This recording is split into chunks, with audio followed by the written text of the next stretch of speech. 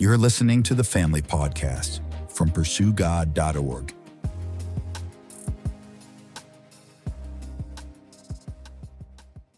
Hey couples, today we're going to take a look at a very important concept, really perspective, that can either shape a healthy, positive, forward-looking perspective on your marriage or can really take you down into a hole of despair and wondering if your marriage can make it. So we'll get to that in a minute, but I want you to stop and think about what it was like when you and your spouse first started dating and the traits or the personality quirks that maybe you found really endearing in your dating time, where maybe your now spouse could do no wrong. You just were in love and everything was just super great and you never had any fights. And then maybe you fast forward to year 5 and maybe you're not feeling some of those, oh my gosh, that personality trait is so adorable. It's now like nails on a chalkboard. So think about that for a minute, back to those days where maybe things were a little bit easier. And now maybe in your married life, it doesn't feel quite the same. Well, John Gottman has an idea about this, and he calls it sentiment override. Basically, that we either have a positive orientation or sentiment towards our spouse and our relationship, or we get into a negative sentiment. And the override word means kind of like your overall view of your marriage can either be positive, especially in times of conflict is when this rears its head. That you either in times of conflict where you're not seeing things the same, you're either able to stay in a positive sentiment override, or maybe you get into the negative sentiment override. So you can kind of guess where we're going here today. And what John Gottman would say is your marriage has the best chance of surviving if you can get into the positive sentiment override. So maybe as I'm saying these words right now, you're thinking to yourself, oh yeah, I mean, definitely. I can think back in the early years of marriage where I saw my spouse through not necessarily rose-colored glasses, but certainly saw the best in them in situations. And maybe as you sit here today listening to this podcast, you're having a more negative view of your spouse. Maybe you're feeling less hopeful about your spouse being able to change in different ways, or that the marriage can really move to something better or more fulfilling. So my hope today is presenting these ideas that John Gottman has will help you to kind of start to look at your relationship and find out how you can get back to a positive sentiment override, because that's the good news at the end of the day. You're not stuck in the negative sentiment override. You can make choices and move back to a more positive view of your relationship. And at the end, we will talk about that at the end of the day, even though John Gottman is a brilliant clinician, he's studied marriages for many, many years. He's respected, written many, many books. These concepts are not new. Biblically speaking, I'm going to share some verses with you that show that it's really God's idea about how we should view our marriage and our spouse and the way we should be forgiving and gracious, and speaks against the things that happen when we become negative and bitter and how that can really impact our relationships. So let's look at this more specifically and how John Gottman, how he defines the sentiment override. It's the overall feelings toward your spouse that impacts how you perceive them and respond in conflict, especially. So again, like I said, maybe early in your relationship with your spouse or in your dating years, maybe you would say, gosh, we never even had an argument. We just saw eye to eye on everything and we just fully trusted in one another and everything was just like kumbaya. But then maybe over the years, some decisions that were made or just different roadblocks that you hit up against in your married life, your overall feeling has maybe changed and become more negative. So let's start with first the positive. Here's how Gottman would describe this. The positive sentiment override is choosing to focus on your spouse's positive qualities, especially during conflict. And when you're in conflict, that you would be able to stop yourself and be like, okay, I know my spouse just said something really mean to me, but I know it didn't come from a heart of hate. They're mad, they're frustrated. I can give a little bit of grace. I trust their heart that they're for me and not against me. So a couple that's in positive sentiment override, then they're choosing to focus on the positive qualities. And so when a disagreement happens, you choose to be a little bit more patient and understanding, and you're like, we can figure this out together. So think about your relationship right now. Does that sound like where you guys are in your relationship? Do you feel like you are looking at your spouse and able to identify their positive qualities, trust that they're for you, that you could be patient and understanding, that maybe when you guys are having a conflict, it's, they've been having a bad day. They've got stuff going on at work, but I know their heart and I know that they want our marriage to be healthy.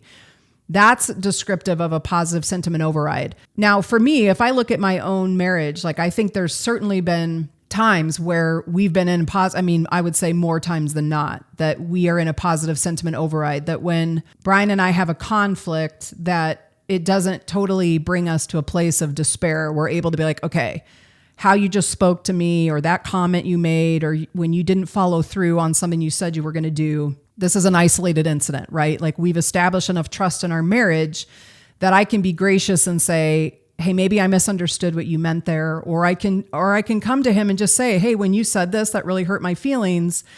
And he responds well to that. We can stay in that positive sentiment where we're moving forward in our relationship. And you can see how important that is in a marriage that you want it to be healthy, that you have to trust that the other person is working with you, that they want to be healthy, that they want to love you, that they want to bring out the best in you. You want to bring out the best in them. So that's what that positive sentiment override is. So you can see how in a moment of conflict, that if you have a more positive slant on the relationship, you're likely going to move through your conversation and the disagreement with more productive conversation and really get to the place of getting to solutions, right? How do we get past this? Now, conversely, if we look at the negative sentiment override, the way Gottman would describe that is negative feelings overshadow the positive, and you focus on your spouse's flaws and perceive their actions through a lens of frustration and resentment. Okay, so even just describing that, if that's you, if you're in a marriage right now where your feelings toward your spouse is negative, that you're focused on the personality traits or their actions that have been negative, and it's through the lens of resentment, you can see how that's going to be really hard for you to take any productive steps towards resolving conflict or opening your heart to want to share your true feelings. So the negative sentiment override, and again, what I would say in my own marriage is there's certainly been seasons where I have felt like maybe Bryan was failing me in a certain way time and time again. And if I focused on that, then I could start to build that narrative in my mind, like he's never going to change. He's just a selfish person. He never puts me first. So you can see how that mentality would really skew then my ability to have a desire for a productive conversation, but B, even the ability to give Bryan room to say, like, I'm sorry, or I know I failed. I want to be better. So you can see how that negative sentiment override really starts to drag on a couple really quickly. And maybe that's you today. Maybe that's how you've been feeling. And my encouragement to you is, and not that this doesn't take a lot of work and it takes you and your spouse working together, but you can get out of that negative cycle, that negative sentiment that just makes you feel like all hope is lost. So that's going to be the goal today. The goal is to say, let's identify where you are. If you're in the negative sentiment override, how can you and your spouse start to work to get out of that? Because if we stay in that place, then what Gottman would say is there's not a lot of hope for a healthy marriage to come from that, because there's just really no fertile soil that's going to come from a place if you're just focused on the negative. If you're looking with bitterness and just kind of shutting your heart off to your spouse, then how do you ever get to a common ground to say, how do we move past this? How do we heal from this? How do we grow from this? Okay, so let's take a few minutes to look at how can you, if that's you today, that's kind of stuck in this negative cycle, how could you guys start to get out of it? So the first step would be practicing self-awareness. Like the first step is you identify in your own mind what you're choosing to focus on, because your spouse isn't going to be able to force your thinking to change. You have to pay attention to where your thoughts are taking you. And if you're willing to, as the Bible would say, take those thoughts captive and turn them into something that could be for good, rather than, as we all know, like I have many examples in my life that I can spin in a narrative in my mind over and over and over again about somebody that wronged me or something mean that was said. And I can just play that in my mind and play in my mind like what I would say to them if I see them again or whatever. And it just kind of breeds this hardened heart in me, and it makes me bitter and resentful of that person. So there's nothing positive or there's no tenderness in my heart towards the other person. So the first thing that you need to do, both of you need to do, if you're stuck in this negative cycle, is to recognize your own thoughts that are bringing you a place of negativity.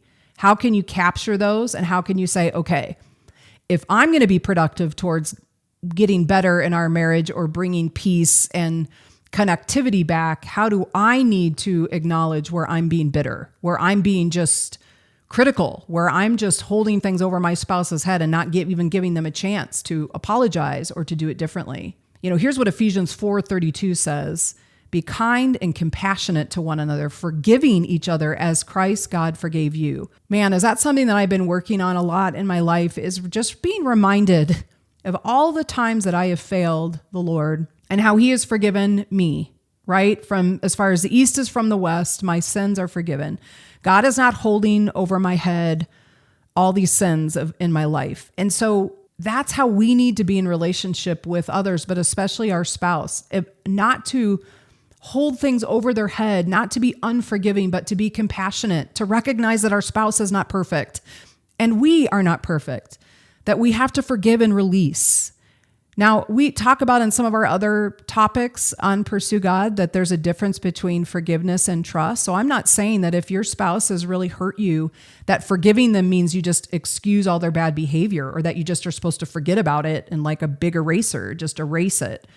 No, that would mean that your spouse has a lot of trust to earn, but you choosing to forgive opens up the opportunity for forgiveness and healing to happen. And in this case, move you from a negative sentiment to a more positive sentiment.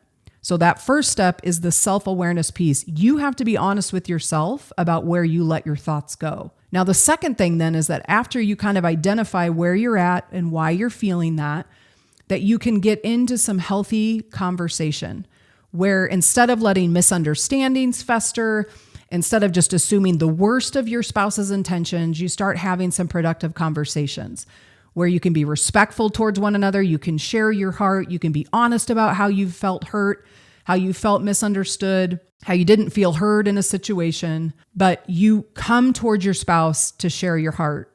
And then, of course, your spouse has to have ears to hear, ready to listen, and also the opportunity to share their heart. So you can see that if you've been honest with your own thoughts, you've captured the negative, critical, bitter thoughts to say, okay, I want to give our marriage the best chance we have. We're going to have to be gracious towards one another. Let's start having some conversations. In this step, it might be good to have a mentoring couple or even a professional counselor that helps you, depending on the issues you've had and the reasons why you've gone into this negative sentiment override. I don't want to oversimplify that there are some issues that couples face that do require some outside voices to help maybe mediate or just bring in some fresh insight. But starting to have some conversations, sharing your heart with one another with a desire to hear from one another is very helpful to kind of switch out of the negative mode into a more positive mode. Then the next step would be revisiting the positive aspects of your relationship. I mean, think about that. To go back in time, to remember what it was like when you were dating, that you chose to marry this person, right? This person can't be all bad. Some of these qualities that maybe are driving you nuts now, well, there was a point at which you either minimized those or they weren't as annoying to you back in the earlier days. So to go back in time, to go on a date and be reminiscent of your time dating or what your engagement was like or your wedding day or just some of those early years of building your life and your family together. What a difference it makes when we choose to focus on positive memories, on positive things that can really help to change your whole perspective, which is Gottman's point. So think about the earlier days, the reasons why you fell in love with one another, the personality traits that you were attracted to. You know, for me, one of the things that I love the most about Bryan is he's just steadfast and focused, and he's not going to give up on something. But with that personality trait comes the trait of being one-track minded, right? And so in our relationship, the struggle that we've had is that in his one-track mindedness, when he's kind of focused on something else and kind of loses sight of our marriage or time with me or my emotional needs, that personality trait is one of the ones I fell in love with, but it's also one of the ones that's caused us friction in our marriage. So I have a choice to make. I can look to only the negative part of that personality trait and the times that I feel like he's not been there for me or not been present in times that I've needed him. Or I can look at it and say, you know what? With every good positive trait, there's always a negative. We're broken people. So I can look at Bryan and over the course of his life and our time together and see that he is committed to our marriage. He's not going to give up on our relationship. So I need to be gracious, but clear of the things that I need from him. And he's shown that he can be teachable. So for us, there's just times where we've just had to kind of go back in time and just be reminded of the things that we love and admire about each other, the things that attracted us to each other in the first place. That can really start to change that overall mindset, your overall view of how you're thinking about your spouse and how you're thinking about your relationship. And of course, when our thoughts start going in a positive direction, we're going to have much more motivation towards positive change, towards making change at all. Okay, so then the next step, after we've taken some time to be self-aware, we're starting to have some healthy communication, we're revisiting the positive things that we love about one another, about our history together, then it's like, let's be intentional about time together now. You know, if your relationship has been on the rocks, if you've been in a time of conflict and it's just kind of been an overall negative feeling, start to spend time together. As you start to build that relationship back up, you're starting to have some conversations, you're adjusting the way you're thinking. Go on a weekly date night. If you're not able to do that because you've got young kids at home and can't afford a babysitter, then just make time in the home when the kids go to bed and start talking about dreams that you have, goals. How was your day?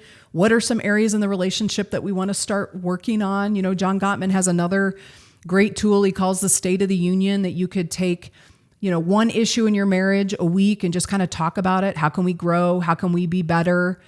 You know, that's been good for Bryan and I in years, especially when our kids were younger. We would just take time on the couch. We would tell our kids like, hey, this is mommy and daddy time.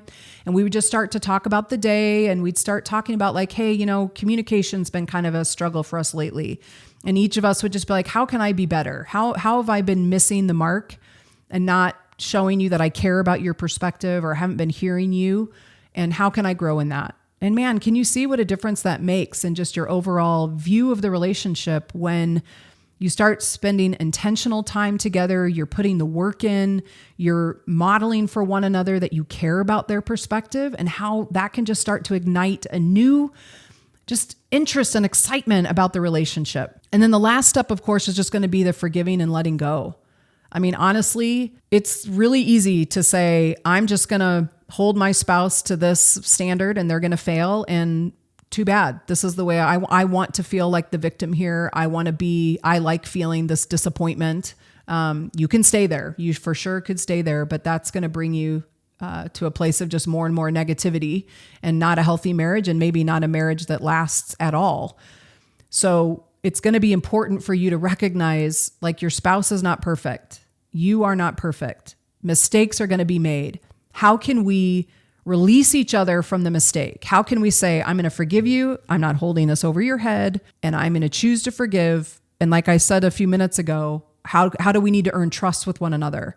And again, just so we're clear, biblically speaking, Colossians 3:12 says, make allowance for each other's faults. Forgive anyone who offends, and remember that the Lord forgave you, so you must forgive others. God forgave us. He is the model. Jesus, all of the wrath that we deserve was spent on him. And so as followers of Christ, if Jesus is the center of your marriage, then you have to make allowances for your spouse's faults. You have to be willing to forgive so that there's the fertile soil for growth and earning trust to happen.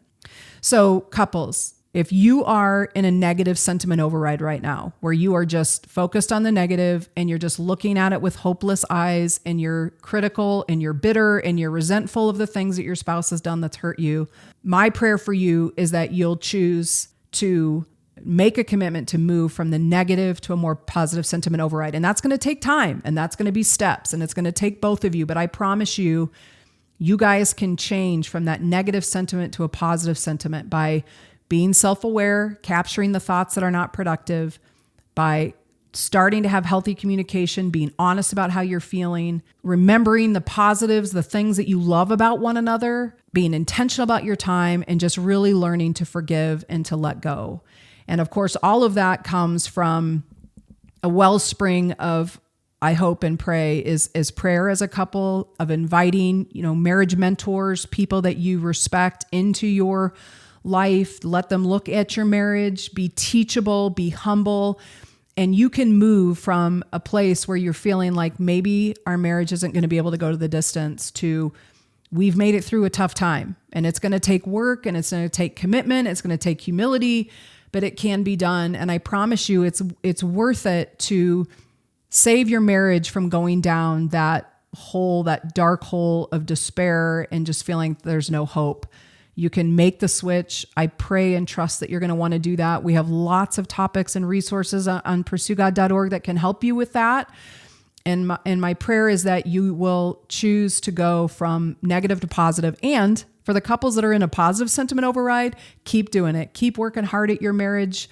A healthy marriage takes work every day. Keep doing that to stay in that place of a positive sentiment override. And it's a gift to you. It's a gift to your children.